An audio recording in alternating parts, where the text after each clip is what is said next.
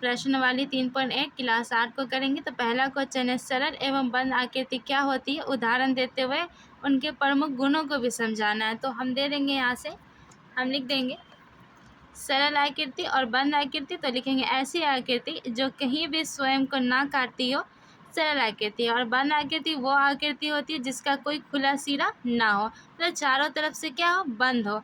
जैसे ये बंद आकृति के उदाहरण है, ठीक है, ये भी बंद है, ये सब क्या बंद आकृति है। जबकि खुला आकृति का उदाहरण देखें तो ये सब क्या खुला है, ये भी खुली आकृति है।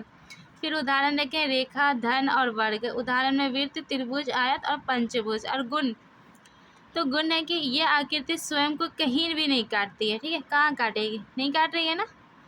और ये 3 या 3 से अधिक रेखाखंडों से बनी होती है, 1, 2, 3 बंद आकृति वाला उदाहरण है, ठीक है।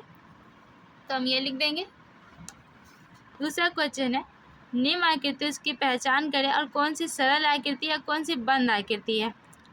वह सरल है, कौन सी खुली है, कौन सा उत्तल है और कौन सा आपका अवतल है। तो देखिए पहला जो आकृति है ना, ये हमारा क्या है, सरल आकृति है, मतलब एक रेखा के इस्तेमाल से बना गया है। तो देखिए सरल आकृति है ना, कठिन आकृति से बोलेंगे, ये सरल आकृति ये है हमारा, ठीक है।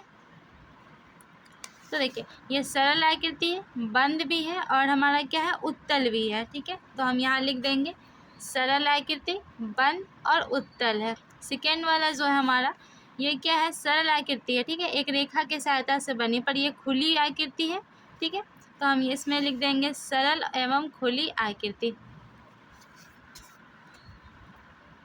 अब ये देखिए, ये भी हमारा क्या है, अब वैसे ये हमारा क्या है, कौन सा दर्पण है। तो हम यहाँ पे जो दर्पण है ना, वो उत्तल दर्पण है, ठीक है, उत्तल।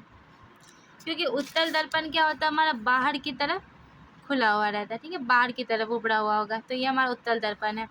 फिर लिखा हुआ है ये हमारा क्या, बंद आकृति है। सरल तो बिल्कुल नहीं है क्योंकि ये काट रही है ना, तो सरल नहीं है, सब लिखेंगे बंद आकृति। ये हमारा क्या है, सरल, बंद और सरल है, बंद है और ये है अवतल आकृति, ठीक है, सरल, बंद और अवतल आकृति लिख देंगे इसमें हम। फिर ये हमारा दिए गए बहुभुज का नाम लिखिए और सभी संभावित विकर्ण भी खींचना है। तो ये देखिए, तो ये हमारा क्या है, देखिए यही आकृति था ना, इस तरह की आकृति थी,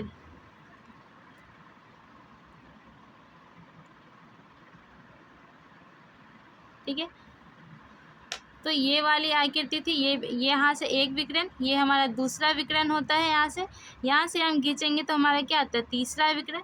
यहाँ से यहाँ चौथा विकर्ण होगा, यहाँ 5, यहाँ पे 6, यहाँ हम 7 खींच सकते हैं। और यहाँ से यहाँ हमारा क्या हो जाएगा, 8, और यहाँ से यहाँ हमारा आ जाएगा 9। तो ये हमारा क्या है, 9 विकर्ण है। और ये लिखेंगे षष्ठभुज है, ठीक है, 9 विकर्ण को हम बोलते हैं षष्ठभुज। अब हमारा जो 5 नंबर है, 4 नंबर है, तो विकर्णों की संख्या कितनी है। तो हम यहाँ लिख देंगे 9 है और यह हमारा षष्ठभुज।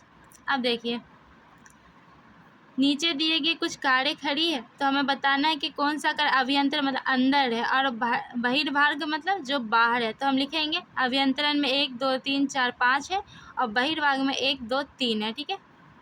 अब है अंतःकोणों का माप बनाना है। तो हमको पता है त्रिभुज कितना होता है, 180 डिग्री होता है, तो हम ये मिला देंगे। अब देखिए पंचभुज का निकालने का जो फॉर्मूला है वो अपना लेंगे। तो देखिए अंतःकोणों का जो योग होता है ना, तो हम लिखेंगे यहाँ 5 नंबर का अंतःकोणों का योग।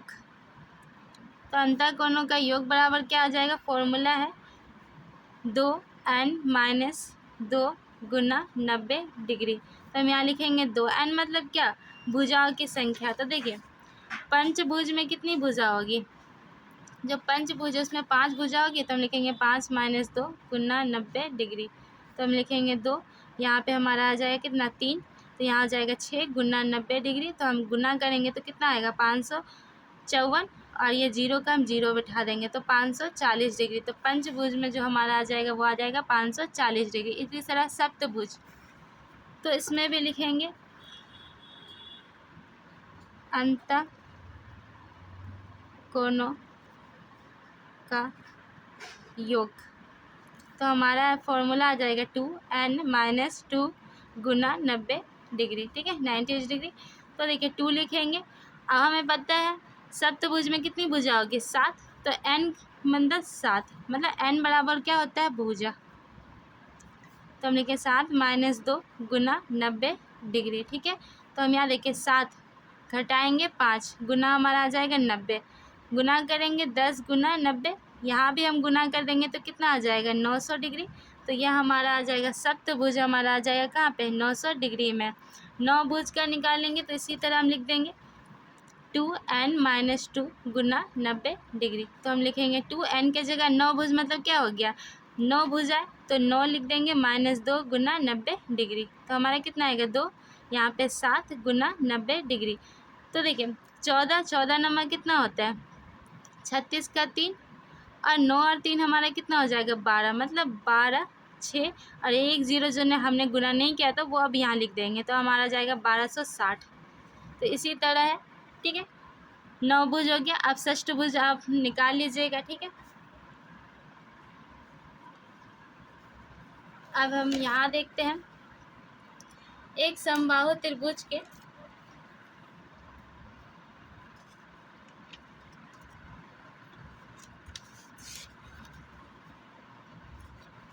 क्वेश्चन नंबर जो 6 है, तो वो हमारा कह रहा है एक बहुभुज के अंतःकोणों का मापों का योग दिया हुआ है 540 डिग्री। तो भुजा बताना है कि भुजा कितनी है। तो हम इसके लिए भी फॉर्मूला लिख के बना लेते हैं। तो पहले हम यहाँ पे लिखेंगे क्वेश्चन नंबर 6 को, लिखेंगे बहुभुज के अंतःकोणों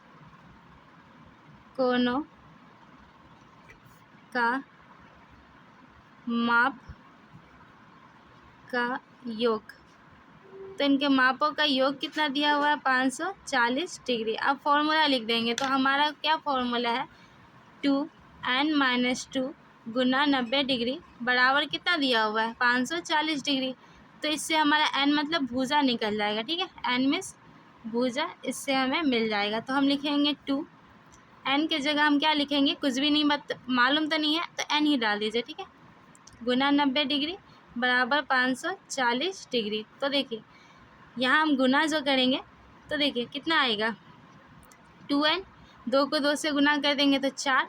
अब ये 540 डिग्री और 90 भी इधर ही उठा के लेके चले जाएंगे, तो 0 से 0 हमारा कैंसिल। 9 के टेबल में 54 6 बार में, तो हमारा आ गया 2n 4 बराबर 6। तो देखिए 2n, तो 6 + 4, तो हमारा कितना आएगा 2n बराबर 10, इसलिए n बराबर 10/2। तो 2 के टेबल में 10 5 बार में, तो भुजाओं की संख्या निकल गई ना। ये क्या थी, पंचभुज था हमारा, ठीक है, पंचभुज। अब हमारा जो है क्वेश्चन नंबर 7 को हल कर लेते हैं। तो क्वेश्चन नंबर जो 7 है वो कह रहा है एक समबाहुभुज की 8 भुजा है, ठीक है, भुजा दिया गया 8 है और प्रत्येक के बाहरी कोण का माप ज्ञात करना है, फिर अंतःकोण की माप भी करना है। तो पहले हम बाहरी कोण का माप ज्ञात करते हैं। तो पहले हम देखेंगे 7 नंबर, तो हम लिखेंगे समबाहुभुज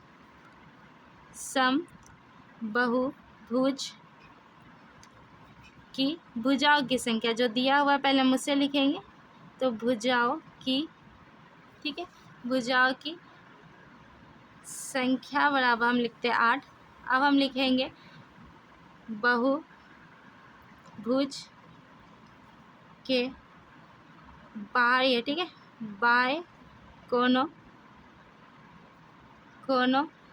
का योग, बाहरी कोणों का योग कितना होगा 360 डिग्री। तो प्रत्येक बाहरी कोण निकाल लेंगे ना, क्योंकि टोटल कितना 8 भुजा है, तो 8 से इसे भागा कर देंगे, तो हमारा क्या आ जाएगा, प्रत्येक बाएं कोण, ठीक है, प्रत्येक बाहरी कोण मतलब 360, ठीक है, बाई 8। तो हम 8 के टेबल में से हम क्या करते हैं, भागा कर लेते हैं। 4 बार में हमारा 32 आ जाएगा, यहाँ 40 5 बार में, तो कितना आ गया 45, तो 45 डिग्री, ठीक है। बहुभुज मतलब क्या, 4 भुजा, तो प्रत्येक कितना है 90 90 की होती है ना, तो इसलिए हम टोटल को 90 90 जो है ना, प्रत्येक को 90 को 4 से गुना करेंगे तो हमारा 360 डिग्री आ जाएगी। ये 360 डिग्री यहाँ पे लिखा हुआ है, ठीक है। तो ये हो गया। अब हमें निकालना क्या है, तो प्रत्येक अंतःकोणों का योग, ठीक है। बाह्य कोणों का माप तो निकल गया ना 45 डिग्री। अब अंतःकोण के कितने माप होंगे, तो देखिए अंतःकोणों